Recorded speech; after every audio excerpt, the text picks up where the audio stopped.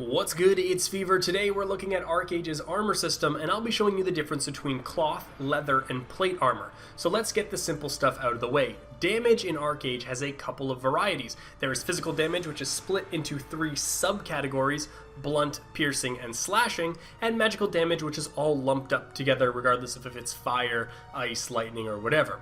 Also, no matter what class you are in ArcheAge, you can equip any type of equipment in any type of combination, but you should try to stick to one type. This is because in your 7 armor slots, you will receive a bonus for wearing 4 or 7 of the same type of armor. This works on top of any applicable item set bonuses and works like a freebie, so if possible, you should try to aim for these. Those bonuses are as follows.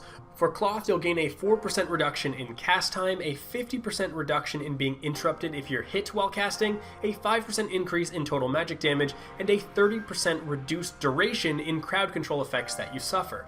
For leather, you'll gain a 3% increase in attack speed and evasion, an increase in the range of your bow skills, a 5% increased melee and ranged critical hit rate, and a 20% decreased trip duration that you personally suffer. And for plate, you'll gain a 3% increased physical defense rating, a 5% increase in your maximum HP, and a 20% reduction in the duration of stun and shackle effects that you personally suffer.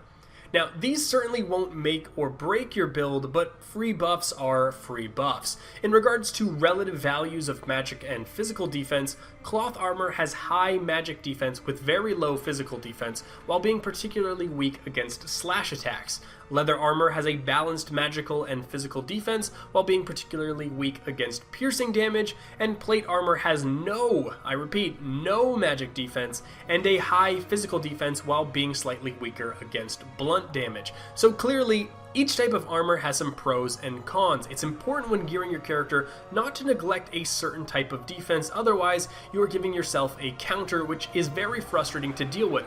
Even leveling up, choosing 100% plate armor can cause for questing to become a pain in the ass on certain mobs that primarily cast spells that just seem to tear right through you like you're wearing nothing, because in effect, you aren't wearing anything.